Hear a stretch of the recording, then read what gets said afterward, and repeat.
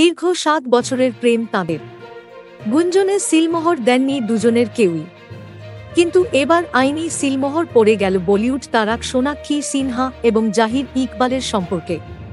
পরিবার, পরিজন এবং ইন্ডাস্ট্রির ঘনিষ্ঠদের সাক্ষী রেখে 4 হাত এক হল তাঁদের।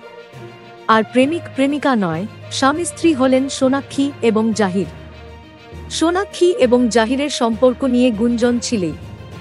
রেস্তোরাঁ, বিদেশ বিভুঁইয়ে একসঙ্গে দেখাও যেত তাঁদের।